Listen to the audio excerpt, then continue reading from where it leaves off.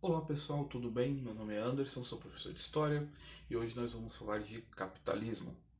Nós falamos do mercantilismo, que é ali, né, uma das fases, e agora nós vamos falar do capitalismo, que é para entender esse sistema que rege a nossa vida até hoje e que vai ser muito importante ali quando a gente vai passando também pelo iluminismo, tá bom? Um resumo rápido do que seria o capitalismo. O capitalismo é um sistema econômico social, né, econômico e social, baseado na propriedade privada e na acumulação de capital. A gente vai ver mais para frente o que isso significa certinho. Vai surgir ali nos mais ou menos século XV, que é ali na fase da passagem da Idade Média para a Idade Moderna. Lembrando que dentro da história, quando a gente vai fazer uma classificação de tempo, nós estamos na época contemporânea, tá? A Idade Moderna vai vir depois da Idade Média e vai chegar no contemporâneo. Contemporâneo são os dias de hoje. Então é da passagem da Idade Média para a Idade Moderna, porque vai surgir ideias que são modernas naquele momento, por isso que tem esse nome. Então vai estar ali o caso da falha do feudalismo, né, e o surgimento de uma nova classe social, essa classe social que vai alavancar o capitalismo, que é a burguesia. A burguesia é a grande máquina que vai empurrar o capitalismo. O capitalismo ele vai surgir na Europa, né, devido a mudanças aí que nem falei tinha falado até no outro vídeo também, do feudalismo, cidades maiores, população aumentando, comércio crescendo, então o sistema de comércio tem que mudar. Então, com o surgimento dos reis, controlando o Estado, controlando como vai funcionar essas finanças, vai ter ali o crescimento que eu falei também no outro vídeo da burguesia, os comerciantes, né? O pessoal começa a ganhar dinheiro, porque eles não plantam mais nada, eles vendem, eles compram coisas e vendem para os outros, ou eles fabricam e vendem para os outros, não é mais só baseado em plantar. Que nem, por exemplo, hoje, se a gente for pegar, por exemplo, o cara mais rico do mundo hoje é o dono da Amazon. Quem não conhece a Amazon é uma loja que vende tudo online. A Amazon também é dona daquele canal, daquele streaming de assinatura que é o Amazon Prime. Ele é um dos homens mais ricos do mundo. Ele não fabrica nada, ele vende. Tá? Ele vende tudo. Se você entrar no site da Amazon, você vai procurar produtos lá, não é a Amazon que está fazendo, a Amazon está vendendo. Então ele é o cara mais rico do mundo comprando coisas dos outros e vendendo para as outras pessoas. No caso da loja da Amazon, nem isso. Ele faz um intermédio ali e ele ganha dinheiro com isso.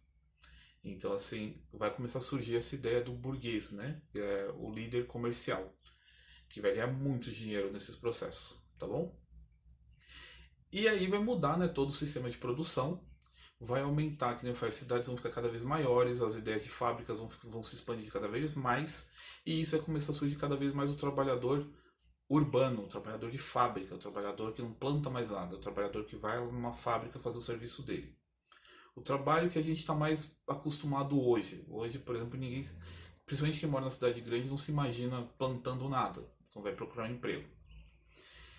A gente também tem uma coisa que vai ajudar o capitalismo, que é vai começar a melhorar as comunicações ali pro século XV, mais para frente começar a surgir o rádio, mas aí você vai ter já tem a ideia ali do um rascunho do que seria um telegrama, que é comunicação por fio, então isso também já ajuda a comunicação, a produção, ali para a idade moderna, que a gente vai ver depois, quando vai surgir o trem, nossa, vai mudar tudo, o trem vai mudar tudo. Porque vai começar a ficar mais fácil de carregar mercadorias de um lado para o outro, e isso vai ajudar muitas pessoas a comprar e vender. E isso ajuda no lucro. Então, o capitalismo, como a gente conhece hoje, ele vai mudar muito, né, do começo até hoje, mas a base é essa, é baseado na questão do lucro, tá? Então o capitalismo ele vai perdurar por muito tempo. Vamos à definição da palavra capitalismo. A palavra capital vem do latim capitale, que significa cabeça, no qual faz ali uma referência à ideia de cabeça de gado, que é a primeira grande fonte de renda do pessoal que tinha dinheiro, né? O pessoal que juntava riqueza eram os donos de gado. Isso acontece até hoje, tá? No Brasil também, muita gente rica é dona de gado. Pode também se relacionar a cabeça como sentido racional, ou seja, a cabeça como uma parte superior que controla todo o corpo, que é a parte da razão. Também faz referência à capital, né, do estado, do país, né, como a parte central que concentra todo o poder. E também com o tempo se entende que capital é dinheiro, né? Juntar capital para comprar determinada coisa, tá bom? Está passando o avião aí, eu vou pedir desculpa pelo som. Depois de cortar o avião que parecia que cair na minha casa, nós vamos continuar. O capitalismo ele é dividido em três fases, né, historicamente falando. O capitalismo comercial, que é o capitalismo da época do mercantilismo, chamado também de pré-capitalismo. O capitalismo industrial, quando vai surgir ali as grandes indústrias com maquinários. E o capitalismo financeiro, que é o que nós temos hoje, que é o controle dos bancos, né, os bancos que vão reinar sobre tudo. O capitalismo comercial, que é o pré-capitalismo, ele vai ser ali do século XV até o século XVIII. Nessa época, a Europa está passando ali para aquela mudança, né, do feudalismo para o capitalismo.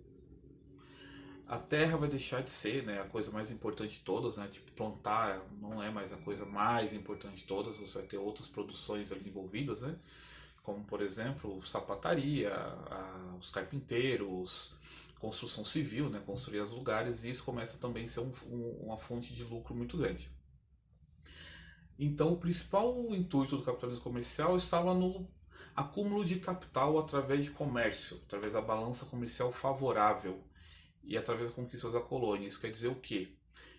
Era muito, eles queriam vender muito e comprar pouco, tá? Dentro do capitalismo comercial funcionava assim: você vender muito e comprar pouco, porque assim você gera lucro, né? Lucro é o quê? É quando o dinheiro está sobrando. Então isso é o grande foco do capitalismo, né? Mas ali vai começar primeiro focado em tirar coisas das colônias. Lembrem que eram as colônias, o Brasil era uma colônia, por exemplo. O capitalismo industrial vai surgir ali no século XVIII. A gente vai ver mais para frente isso melhor, mas vai ser quando as indústrias começam a aparecer com as grandes fábricas e as grandes máquinas, né? E aí vai mudar tudo, tá? Aí vai mudar tudo porque não são mais pessoas fazendo as coisas às mãos, vão ser máquinas, e essas máquinas vão aumentar e muito a fabricação de tudo. Por exemplo, enquanto o sapateiro, sei lá, fazia 5 sapatos por dia, você vai ter uma máquina fazendo 30 por hora. Então você vai aumentar muito, né, a demanda. O que é demanda? A quantidade de coisas que está chegando no mercado. Isso vai mudar muito as coisas, mudar a ideia dos valores também, né? Porque se você tem muito produto, você vende ele mais barato para poder se livrar rápido desses produtos. Isso vai mudar tudo, que vai ter, vai surgir um motor a vapor primeiro e essas grandes máquinas vão realmente mudar o jeito como funciona o capitalismo. Então, nessa fase, né, vai ser realmente focado na fábrica, na indústria, sabe, na produção, os motores movendo tudo. E isso vai ser a grande coisa que vai marcar essa fase, né? A fase das grandes produções. E muita gente vai perder emprego, né? Porque se você tem, por exemplo, você precisa de 5 sapateiros para fazer 30 sapatos numa hora, digamos assim, você precisa de uma máquina com uma pessoa apertando o botão. Você vai mandar os 5 sapateiros embora. Você só precisa de uma pessoa que nem precisa saber o que está fazendo. Então, em vez de pagar pessoas que sabiam o que está fazendo, você paga mais barato para uma pessoa só apertar um botão. Isso hoje isso acontece com coisas chamadas estagiários. Tá? No futuro, aí, se vocês forem procurar emprego, vocês vão ver que estagiários sempre ganham menos. É para fazer uma função que eles acham que é muito fácil, então não precisa pagar bem para eles. Tá? E a terceira fase é o capitalismo financeiro, né? Que vai começar no começo do século XX, que vai pegar muita força com a Primeira Guerra Mundial. Depois da Primeira Guerra Mundial até hoje vai ser esse capitalismo financeiro, que é os bancos tomam conta. Tá? Hoje no mundo, quem toma conta de tudo são os bancos. Por quê? Porque os bancos é o que dita o dinheiro. Né? Não existe, por exemplo, uma coisa que vocês devem entender é o seguinte: todo o dinheiro do mundo não existe. Quando, por exemplo, o homem mais rico do mundo é o dono da Amazon. Ele tem, se eu não me engano, ele é dono de uma fortuna de 160 bilhões de dólares. Esse dinheiro não existe, não tem papel desse dinheiro. Isso é um número em um banco. Se um dia todos os sistemas de computadores forem apagados do mundo inteiro, essas pessoas estão pobres, porque não tem esse tanto de valor num banco. É muito dinheiro, é muito papel. Então os bancos controlam isso, então eles são as grandes corporações, os grandes grupos que tomam conta de todo o dinheiro do mundo. Né? Porque, por exemplo, esse cara mais rico do mundo coloca o dinheiro num banco, esse banco está ganhando dinheiro em cima dele por causa de juros, que eu explico para vocês depois como funciona esse direito. Então os banqueiros estão ganhando muito dinheiro com isso. Tá? Quando eu falo banqueiros, são os donos do banco, tá? Os bancários, quem trabalha no banco, não. Estou falando, o pessoal rico são os donos do banco. Então essa fase capitalista também pode ser chamada de monopolista financeiro. Por que monopolista? Porque todo o dinheiro está na mão dos bancos. Tá? É claro, as indústrias, os comércios continuam gerando dinheiro, né? Óbvio. Mas só quem está controlando todo esse dinheiro são os bancos. E vai surgir as ideias das megas corporações de empresa. O que são isso? Várias marcas que você conhece pertencem à mesma empresa. Johnson Johnson, é, outras marcas, por exemplo, de Omo, Nestlé, são tudo da mesma empresa. Então, assim, tipo, são milhares de marcas que pertencem ao mesmo dono. Então, assim, começa a surgir esse controle da, de marcas sobre uma empresa só. Isso começa a deixar, né, o dinheiro focado na mão de poucas pessoas.